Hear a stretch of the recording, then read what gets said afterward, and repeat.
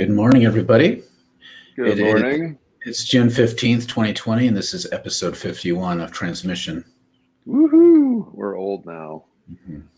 We're in our 50s. Well past the halfway mark of middle age right now. That's right. I don't know what that feels like, but you do. So, Yeah, it's not good. Yeah, it's just to introduce ourselves. I'm Mark Van Steenwyk. I'm the director for the Center for Prophetic Imagination. I'm Daniel Wolpert. I direct MICA, the Minnesota Institute of Contemplation and Healing. And yes, I do have a new hat today because I know everyone's wondering. You do. It's a new hat. Yeah, which just goes to show it's a little cool here this morning. So Mark can wear that hat. This is a summer hat, actually. It's like a baseball hat without the bill. Oh, okay. Nice. It's Very stylish. My new style. Yeah. Yeah. I thought that before we get into this, we should have a little coronavirus update. Maybe we'll talk about this later this week. So over the weekend, the first slew of tests are in from protesters. They're testing protesters. Mm-hmm. And what's amazing is like wearing your mask actually works. Right. So the rates of positives among all these people that have been at all these rallies and things where mask percentage wearing has been very high and actually has gotten higher as the time has gone on, right? It's gotten better and better, is incredibly low. And depending on your location, it's anywhere from 2 to almost 10 times lower than the average positives in testing. So that's great. It's good news. It's interesting to me how people upset at me for even like for us raising the question of like, well, maybe things won't be as bad as we'd think. Like, wow, because I feel like people really get into this idea that unless things are really dire, like things have to be really bad to justify everything we've gone through, and they'll resent any sort of like positive news about this. Right. And to me, and of course, this could be the downside of this is I could see those kind of right-wing maskless protesters using this as evidence, but it seems like the indication is, hey, even if you're in a mass protest, wearing a mask goes a long way. And so just keep wearing the masks seems to be my takeaway. Right. Yeah, no, absolutely. And, and actually the head of Health and Human Services said this over the weekend, right? So the whole thing about the masks from the right wing has been like, you're impinging on my freedoms. I want to be free to spew virus everywhere if I want. Mm-hmm. And what he said, he kind of did a great little flipping this around. He said that actually wearing a mask can make us free to do all kinds of things we would like to do because it decreases the risk. Like you can protest every day if you want. Every day. So every day. Yeah. Anyway, yeah, so it's hard. So you get a hard time if you're grumpy all the time, and you get a hard time if you're positive. I can't win. You can't win. That's Eeyore's view of life. So it's true. That's all right. So moving on. So yeah, today we're talking about Trump, Tulsa, Juneteenth, white awareness, all kinds of things around on this issue of course.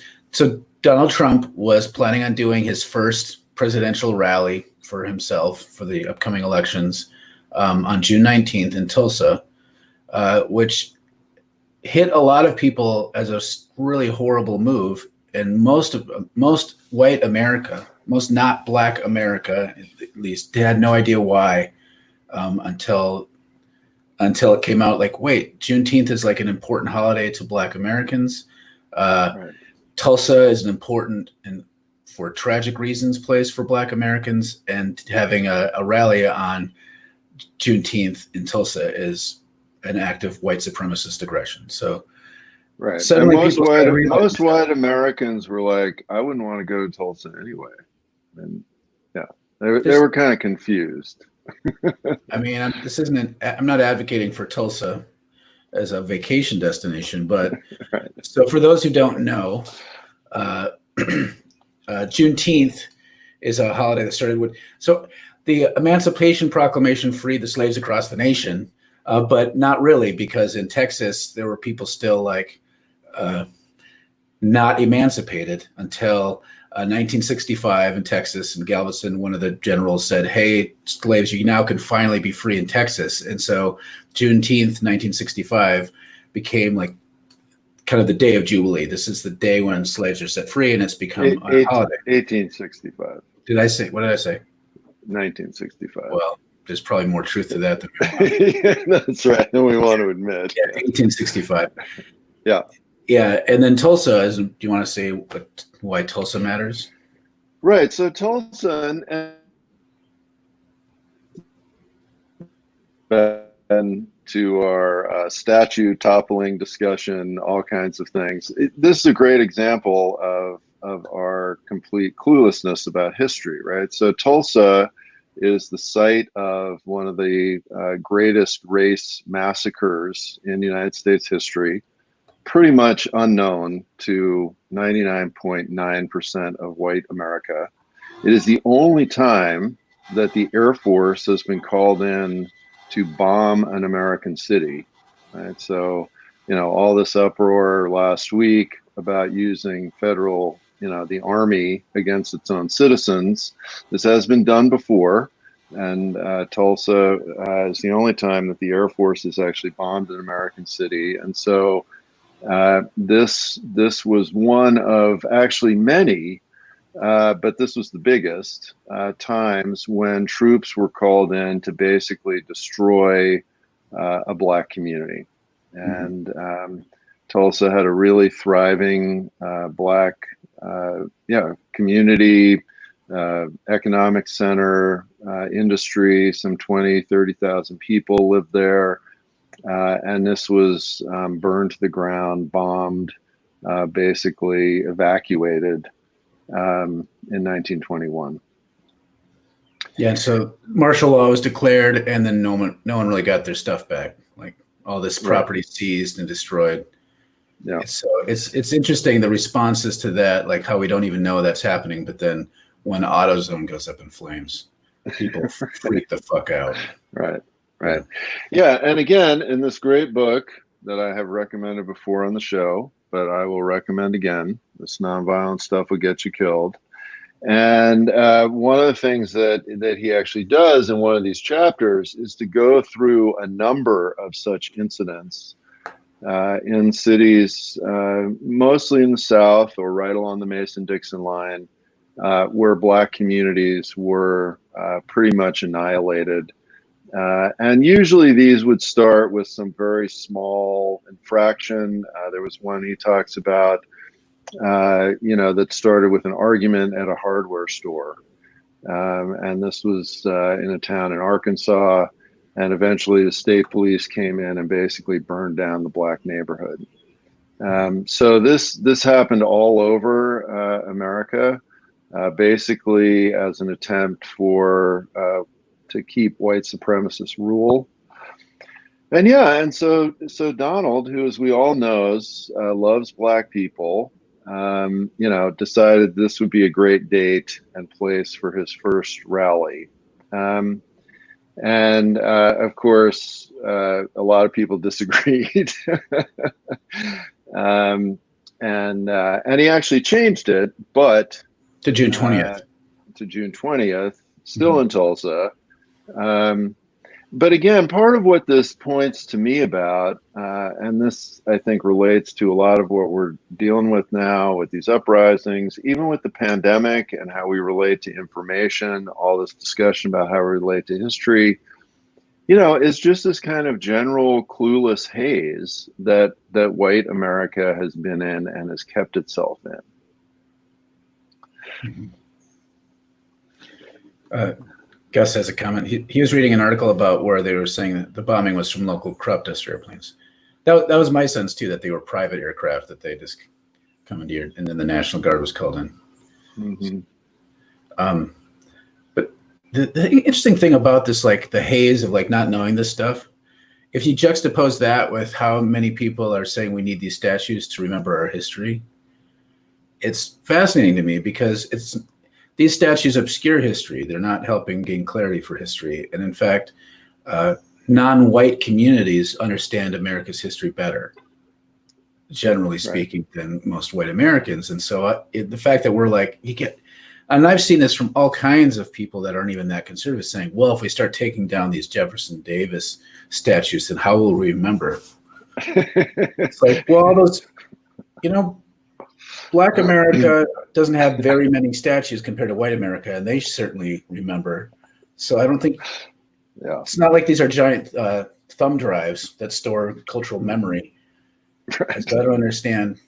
So this is a great example, is like, even if there were a statue there in Tulsa, I don't think most white Americans would remember. And if there was a statue, it'd be the statue of whoever the National Guard general was that came in and maintained the peace. So it wouldn't even be an honest reckoning. Yeah, no, the whole statue thing is a joke. Now, the other interesting thing about this rally, and again, I feel like as time goes on, we're seeing these interconnections between how the pandemic response is unfolding, how the sort of right white response to the pandemic is very much tied into a lot of these racial issues. So if you are going to go to that rally in Tulsa, you need to sign a legal liability waiver that you will not hold the Trump campaign liable if you get COVID in the rally. Okay, so again, the Trump campaign knows that this is an unsafe thing to do. I mean, all of this total bullshit about, oh yeah, the virus doesn't exist, you can just do whatever, you're going to be fine. Like, they know that's a lie. And they're proving they know that it's a lie by forcing people to sign these liability waivers, even at the same time that Trump is pretending that the pandemic is over and this will be just fine. Right. And so again, all of this is connected to this kind of haze of ignorance that, that whiteness sort of casts on the majority rule of the country, and this thing of where, everybody talks about, well, Trump lies all the time, which he does, but it's important to see that he's not the only one that's lying all the time. Right. It's very easy. And again, especially for white liberals, to just go, oh, well, Trump's lying all the time, that's awful. Like, I don't lie. It's like, no, everybody that is connected to whiteness lies all the time. And that's a very, very important thing for us to realize, to be able to heal it all. Yeah, it's just this perception field around us that whiteness gives us, that makes us not see things accurately. And so we're always perpetuating untruth. And this is, this goes back to things we were saying in recent episodes, like reading can be a very helpful tool with this, but this awareness, I chose the word awareness in this particular, on purpose, because we think awareness is this idea of, I have the right information now.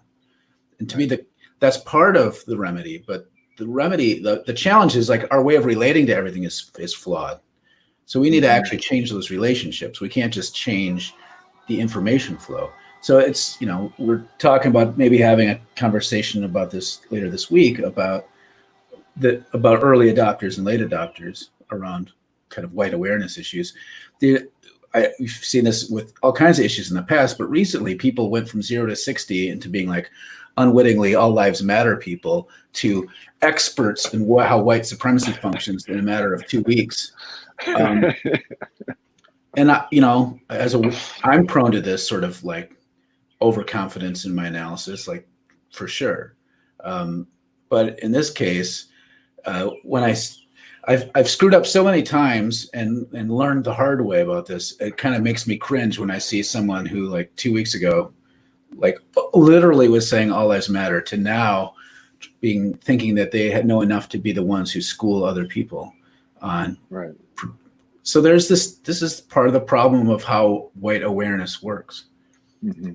Especially around okay, now you discover that there's this thing called Juneteenth. I mean, I didn't know much about it. I didn't really know. I knew vaguely about the Tulsa things, vaguely, because, in lefty circles you hear about this stuff, but I never really put the energy into learning deeply about it until finally most people who know about it now that are white learn about it from watching The Watchmen on HBO.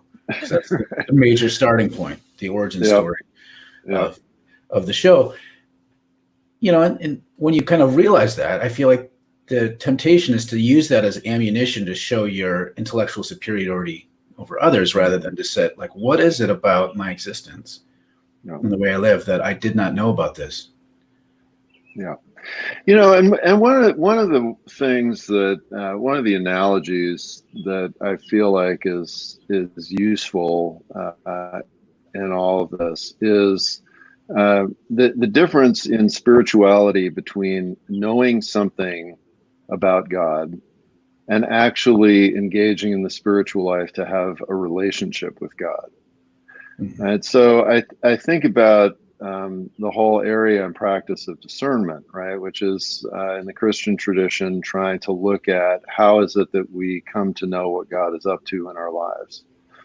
And, the number of times that I go into church communities, again, because these are not, rabid atheists, right? These are a group of people that say they believe in God and spend time in church and do all of this.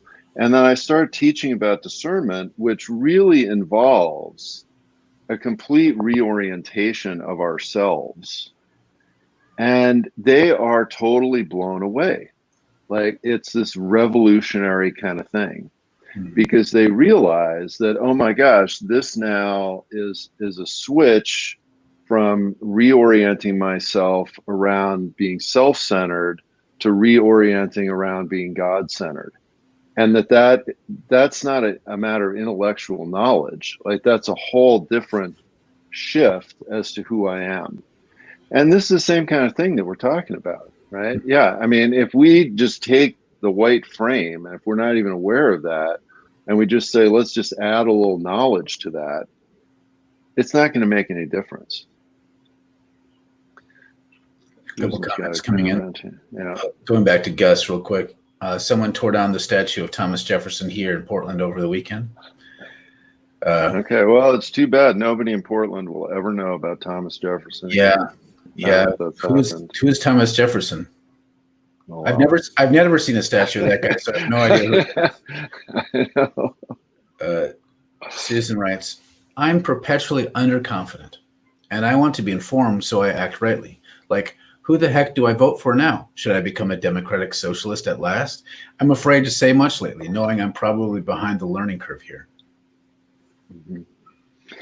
Yeah, well, and and this is sort of another thing that's important in the intersection of all of this, right? Is that this also intersects with patriarchy and sexism.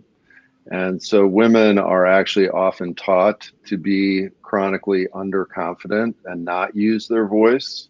Mm-hmm. And so, again, in a transformation of things, oftentimes women actually need to be more confident, right? Because that's against the ego pattern. So I just wanted to say that as a parenthetical. But one of the things that's talked about a lot in terms of the issues of whiteness and particularly relationships, right, is for white people to step back and to talk less. Right? And one of the great things about these uprisings here in Minneapolis is that I would say that pretty much 100% of the people that have been talking at these various events have been Black people. And it's been great. And that's been very intentional. And people have talked about that a lot, that, they don't want to parade up a bunch of white experts on civil rights to tell everybody what needs to be done. We as white people need to step back and listen to what Black folks are saying. And it's terrific. For me, the challenge is, I think particularly for white men, there's a tendency towards disassociation with anything's uncomfortable. And so part of the challenge is, and I've worked with a lot of younger white men around, like, when they realize that they are they've internalized patriarchy and and white supremacy and stuff. Especially if they're folks who might not have spoken up much to begin with, they'll feel like, oh, I need to self-annihilate as a way of taking myself out of the situation, because that, white people need to step back. So it feels like a disassociation and a disengagement. The reality is, like, no, we need to engage more. It just has to look differently. So, like, what does humble engagement look like? I mean, for me, how do I bring my full self and be present, not cut off, but do that in a way where I don't have to be at the center of it. And that's the long work. And it's hard. It's easy to say, but I feel like a lot of white people fall into this, like, just cut off kind of. Right. So you want to define disassociation a little bit. So a little bit. The way I'm using it is, to me, the way I'm using it, and I think there's lots of different ways to use it, is like when I'm anxious, for example, and I can't be like, I almost feel like I'm literally, my presence isn't there. Like my mind and my body are disconnected, and I'm not really present. Mm-hmm. Anxiety does that. And then there's a way to do that that's maybe not pathological in like the psychological sense, but like if you're uncomfortable, you just kind of check out. So I think there's a way in which we check out of the situation, and think we're doing that out of a good, like, as a good thing. Like, right. We're going to step back, but stepping back is not the same as disassociating. To me, stepping back is more about taking a humble posture and saying, I have a lot to learn here, and I'm going to engage in that. But I'm still going to bring my full self. And there, how we do that is tricky. Like, this isn't some sort of fix, but my caution to people listening is, like, stepping back does not mean turning off. Otherwise, you're not going to be growing and engaging. It's not changing relationships at all. Yeah. And one of the tools that's being talked about a lot recently in this, and one of the ways to understand this, right, is what is our relationship to our bodies? Mm-hmm. And so again, this is a real tie-in to a pathological kind of Christianity, a lot of negation about the body, a lot of shame and negativity about the body and sexuality and all of this. And so,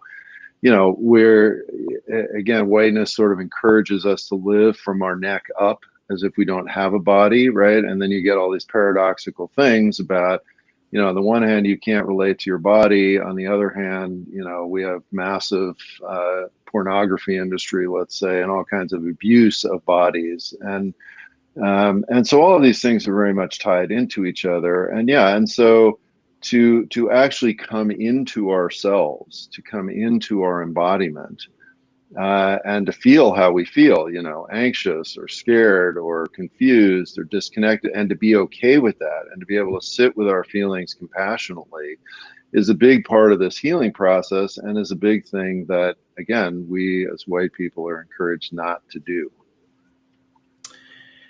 Yep. This is right. That is the spiritual work, subduing ego. Mm-hmm.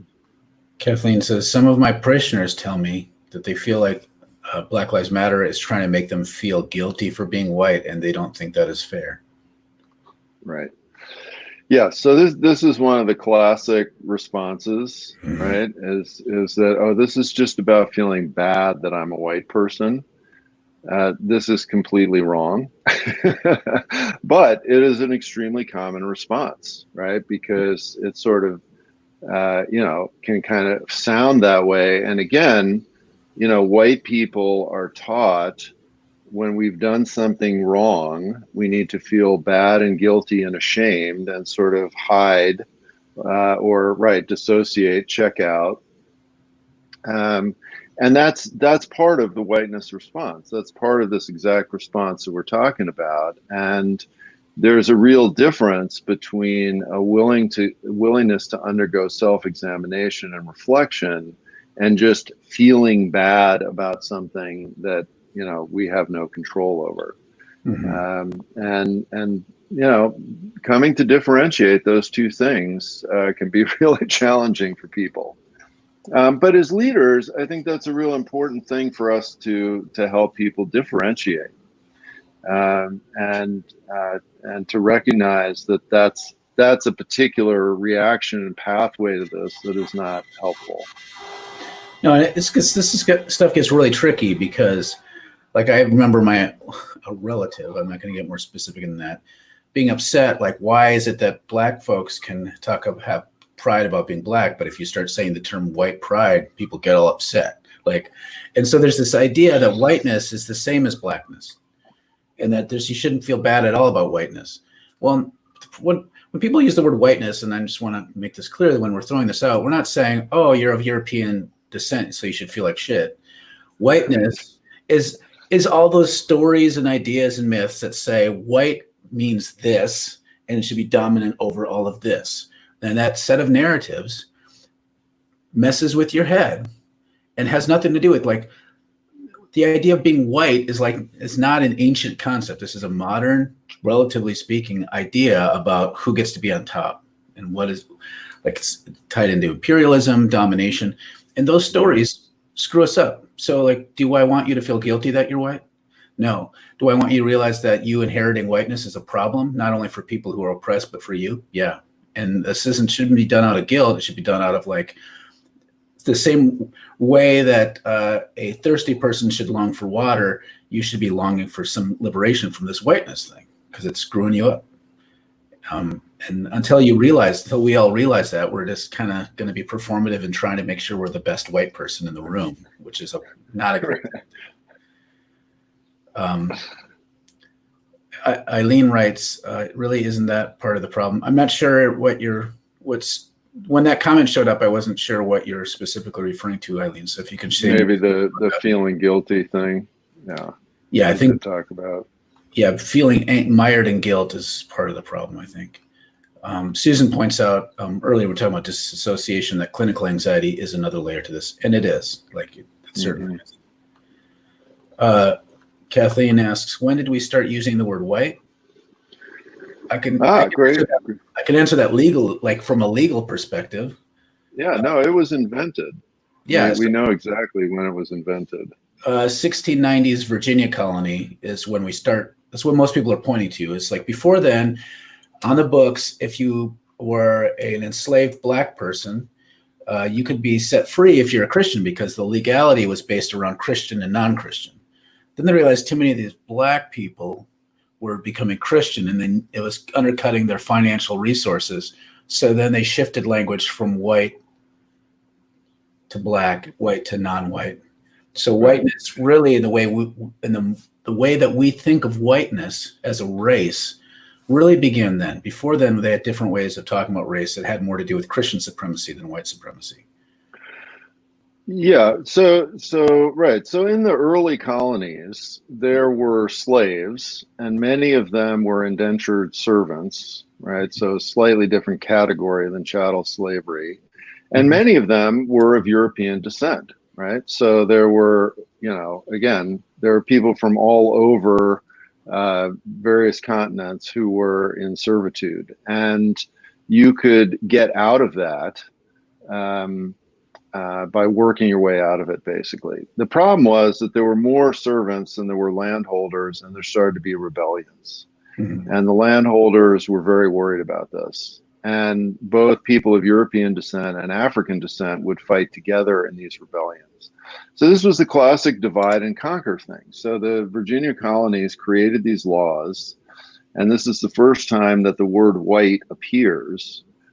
And they basically said that those who were white, and this was the servants of European descent, could continue to buy their way out of indentured servitude, and those who were black, i.e. of African descent, could not. And so that was, and these laws were actually required to be read in church every Sunday, all throughout the colony. And this was something that then created this frame of whiteness, with the idea then that the white servants and slaves would feel superior to the black ones. And this was building upon different animosities and ideas of who was civilized that were already out there. Yeah. But the specific codifying of it into these racial categories had never been done before. Yeah. That set a huge precedent that quickly caught on. So, but some of the ideas were already there, but like, it gets baked in at, like, I think it's 1691, and and it's, as Max says here, the tie between Christianity and whiteness from the beginning, and it's true. Mm-hmm. Right? There's Yeah. complicity there, and that we need to grapple with, because part of the logic of white supremacy was built on this earlier assumption of Christian and then the heathens who can be subjugated, and that, of course, ties into like civilized and savage kind of logic. Right. Yeah, and so really, again, and some people recently have tried to talk about this. This is why the issue of racism is not an issue about like being nice or being loving, right? This isn't about like being mean or not mean. This was originally about economic gain.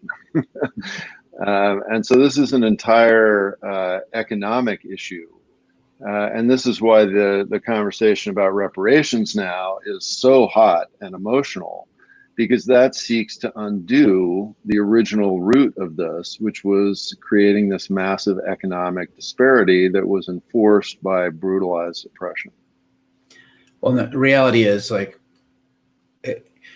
if the only thing people do to address racism is make symbolic gestures and sentimental, postures, then they're not dealing with anything. Until there's a material shift and structural change, then no one's dealing with racism. So like apology letters, like, I'm sorry I don't have a racist bone in my body, that's just utter bullshit. It's just bullshit. Like, unless someone's willing to, unless Paula Deen, when she said her horrible things, is willing to say, you know what, I made a lot of money off of Southern cuisine that is in many ways is rooted in Black culture. Therefore, I'm going to give up 3/4 of my wealth. That's how you say I'm sorry for racism. Yeah. Yes. So, all right. Well, we've come to the end. And so the moral of the story is wear your masks outside. And not only learn more, but let's figure out how to do more. Yeah. And so thanks for joining us. We will not be here tomorrow. We'll not be here tomorrow, but we will be back on Wednesday. Yep. And when you're tearing down the memorials, the Thomas Jefferson statues, wear a mask. Wear a mask. Yeah, wear a mask. Yeah. See you all on Wednesday. Bye.